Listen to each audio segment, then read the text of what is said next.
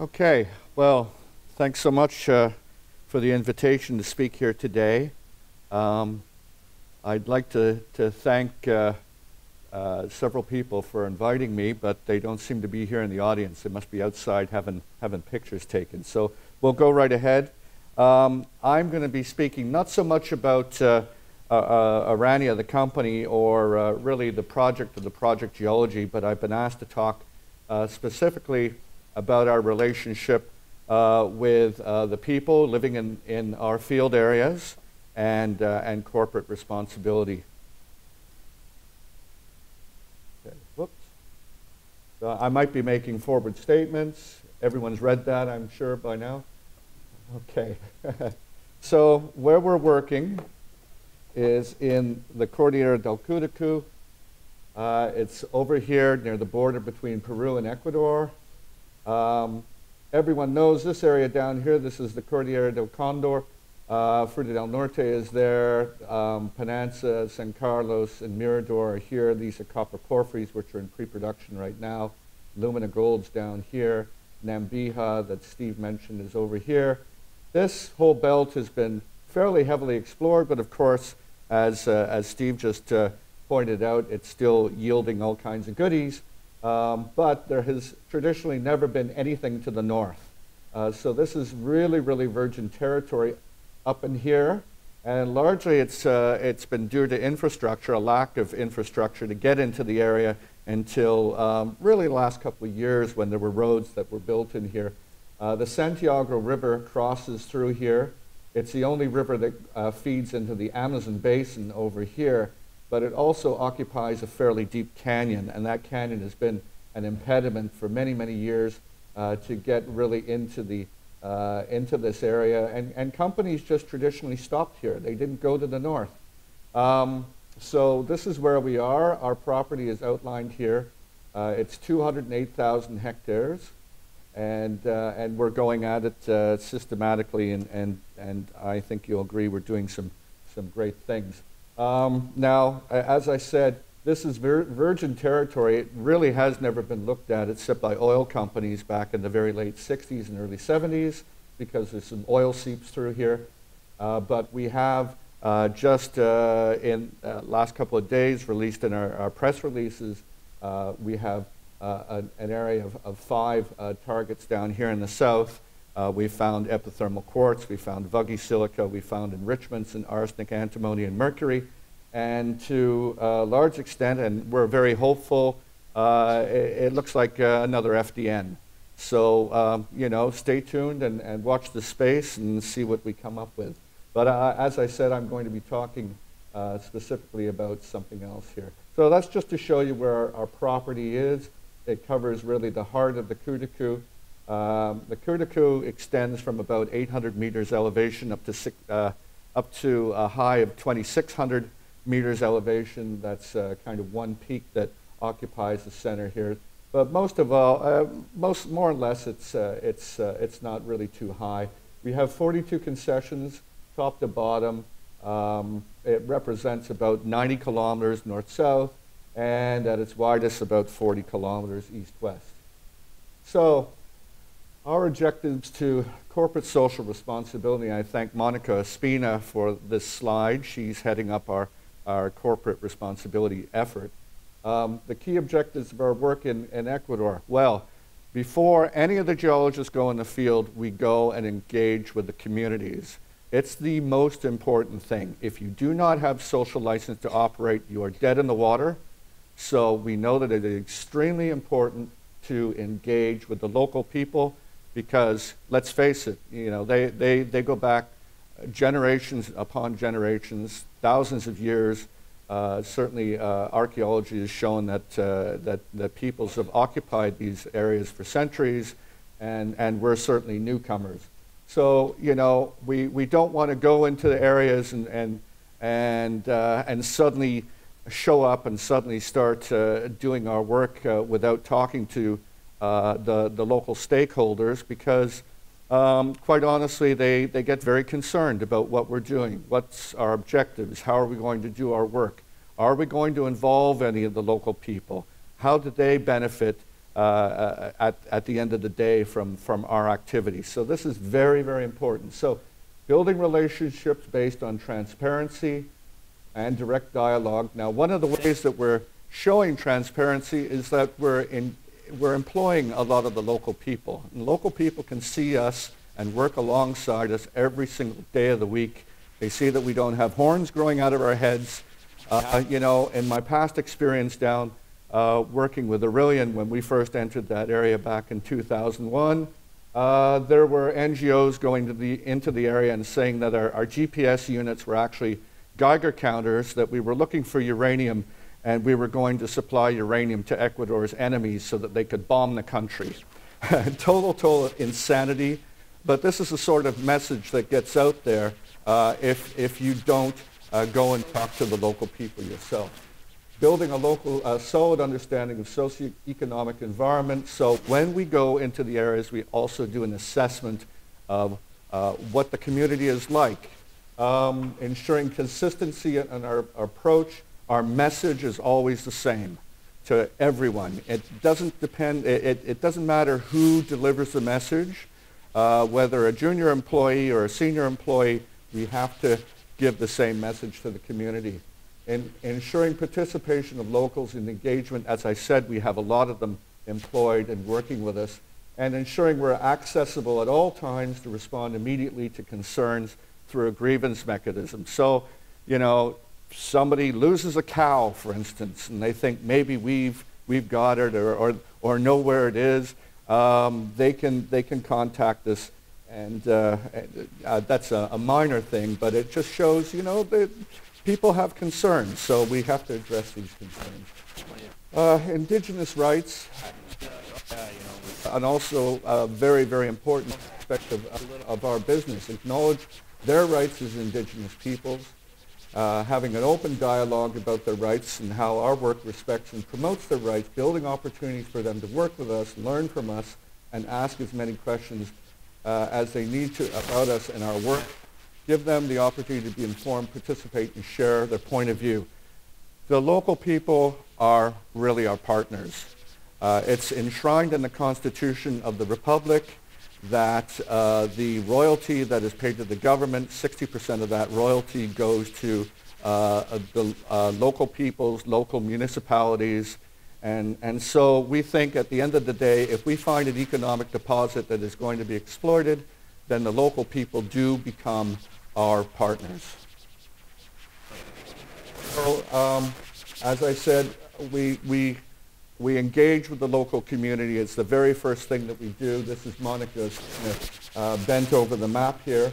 And I'll just show you some pictures of the sort of thing. So we go into the local communities, wherever they are, and we have meetings very, very early on before we send any of the field teams out there. So again and again, and these are all different settings, we go to every really community, little villages, little hamlets, it doesn't matter where they are. And typically the whole population comes out to meet with us. Very, very curious to see who we are, what we're all about, what the message is. So we try to deliver that message, and we want to foster engagement and very, very good relations with all of our stakeholders. So, you know, just to run through this is all different, meetings that we've had over time. Now, here, you've heard Senior Nantip already this morning giving a bit of an address. I didn't know he was going to do that, but I have a few more words from him right here. Hemos visto que la minería, una minería responsable, una minería con participación de los pueblos y nacionalidades, una minería respetando el medio ambiente, los ecosistemas, los ríos, la biodiversidad, trae buenos resultados. Hoy más que nunca, las empresas tienen que cumplir con su responsabilidad social. Y no solamente las empresas mineras, sino todas las empresas existentes en el Ecuador y en el mundo tienen que cumplir con su responsabilidad social. Por eso, nosotros hoy hemos dicho que como pueblo shuar tenemos que plantear propuestas que sirvan de desarrollo para nuestra organización, para nuestras comunidades, para nuestros hijos. La gente shuar necesita educarse, estudiar en las mejores universidades del país o quizás en otras universidades del mundo a fin de transmitir un ejemplo a sus semejantes. Yo siempre digo, qué bonito sería tener shuar ingenieros en minas, ingeniero en geología, ingeniero en petróleo. Entonces, ¿por qué debemos tener miedo de hablar de la minería? Nosotros con mucha frontalidad en estos 10 meses de gobierno hemos hablado de la cultura minera. Y nuestro pueblo, muy pocos, han ido aprendiendo, estamos avanzando a que se sigan formando, a que se sigan informando, a que se sigan capacitando en este tema. Y nosotros hemos dicho, sobre todas las cosas, seguiremos informando a nuestra gente sobre la actividad minera, porque nosotros siempre hablamos con transparencia, con la verdad, con las manos limpias, libres de corrupción. Solo formándonos seremos libres y cambiaremos al mundo. This is a very, very important message, and certainly we're hearing it with open ears. And I think that we have a real opportunity here, which really doesn't often present itself. But I think we have an opportunity to work with the Shuar people here, and as I said, in really a quasi-partnership. And a lot of the essential goals here that Senior Nantip wants to reach, I think, are certainly attainable with the effort of both of our groups together. Whoops. Okay. So this is just a shot of a dance put on by one of the local community groups. Now, you know, this is all very quaint, I suppose. The Shuar people obviously have a very, very important culture that needs to be preserved. NGOs do and have gone into areas like this before and said, well, look, you know, we want to preserve a way of life. Well, you know, preserving a way of life for these people means really that they have a life expectancy into their early 40s. It means that they leave school at the age of 11. It means that their daughters are pregnant at 12 and 13, and it's not much of a life. And really the hunter-gatherer lifestyle of 100 years ago is gone. Our field teams have gone into the bush, and they can walk 3 days from the road and still not see any animals because the animals are gone. They've been hunted to extinction. So that ship has sailed. So what are the opportunities for young people like this? If they want to stay in the community, and believe me, these people all have these things. They all have Facebook accounts, they have Twitter accounts, they have aspirations. They want consumer goods, they want a better life for their children than they've had for themselves. They want to be able to travel. They want, you know, they want everything that we want for our sons and daughters.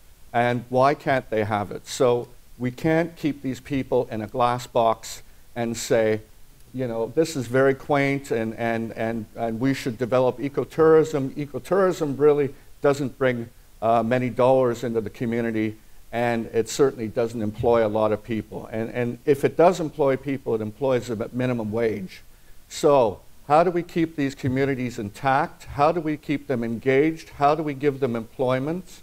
And that is by developing local resources. In this case, minerals. And it just so happens that God has blessed this area with a lot of minerals. So, you know, these are some small children in the local community, and you know, you have to give these children a future. If they want to have creature comforts, if they want to have consumer goods, if they want to have everything else that we have here in North America, then generally they have to go to the cities. These people, for themselves, family is paramount. Family is the most important thing that they have.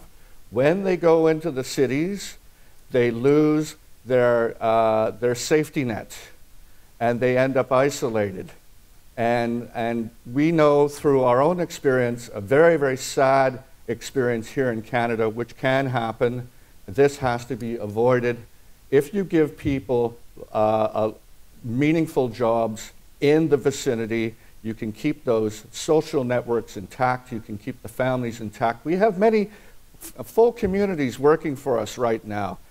Brothers, cousins, uncles, everybody working for the community. They go out in the morning, they're all laughing and joking together, and it's a fabulous thing. So we go everywhere we can to engage with these communities before we start the work. Sometimes it is under fairly harrowing conditions. You know, we use every means of transport we can. This is a dugout canoe. Sometimes we go in by air, and you can see little tiny settlement here. This is quite obvious, quite typical of what we're dealing with. You know, this is it's difficult to get into these places, but we need to do it. It's the most important thing, part of our business. So, you know, we use burros, we use horses, and this is typical of a little Shuar settlement within our area. This is a shot of our field team getting ready to go to the bush. Almost all of our employees are Ecuadorian nationals, and a very large component of them are Shuar. We have a Shuar geologist working for us right now, and we have 2 members of the Shuar community, including a lawyer, who are working in our community responsibility team. So, you know, the best way to engage with the community is to give them jobs. And, you know, we don't want to replace the state. We're not trying to be some sort of fatherly state or anything like that. These people have to develop their own skills, but we want to give them the tools to do that. So here they are. Now I want to talk just a tiny bit here about artisanal mining. As I say here, artisanal mining is a scourge. They use mercury to recover gold, they dump tailings into active rivers, they never perform any reclamation, they don't build any infrastructure, rarely are any taxes paid to anyone, local stakeholders are seldom involved, and some mines are money laundering operations. A lot of the artisanal mines that are operating in Ecuador right now are being backed by Russian or Colombian interest. Now, the reason I put this up here is because all of us in this room have got a job of education to do, because the local people think that mining is this. And this is what we have to correct. So this is typical of a mining operation, an artisanal mining operation. Here's a mercury barrel, so they're using mercury to recover gold. That's been illegal in this country for about 100 years. Mercury, the way that they use the mercury, they burn it off to recover the gold. They get central nervous disease, and eventually it'll kill them. Namibia right now is one of the most polluted places due to mercury on the whole planet, on the whole of planet Earth. And that is because of artisanal mining. Here's a Chilean mill right here. So you see they're causing a great big mess right here. It's rather small, but you times this by 1,000 and it gets to be quite impactful. This is what passes for a tailings dam in many parts of Ecuador, and it's just a bunch of sandbags piled up. Here's some clown here working with an excavator. The river is right here. There's no berms, there's nothing. The waste is going straight into the river. Terrible, terrible situation. Look at this. Sulfide-laden tailings going straight into the drainage here, and here they are going down into the river and polluting the river. And this is what the legacy of artisanal mining is in Ecuador. I know that the government has plans to eventually phase this out, but we have an uphill battle with the local communities to educate them that this is not our intention. This is not what we're going to do. Oh, and this is what passes for underground mining. Yeah. So Senior, I'm taking Senior Nanteep actually up to Kirkland Lake on Thursday. We're going to go down the deepest shaft in North America, the Macassa Gold. And I want him to take the message back to Ecuador, to the community of 150,000 persons that he represents, to show him what a modern mining operation looks like. So in conclusion, community, you know, when I first started in this business in 1983, I had bosses who had been around since the 1950s, and their concept of engagement was keep a low profile, don't talk to anyone. Just go ahead and do your exploration and forget about them, because it'll just cause trouble.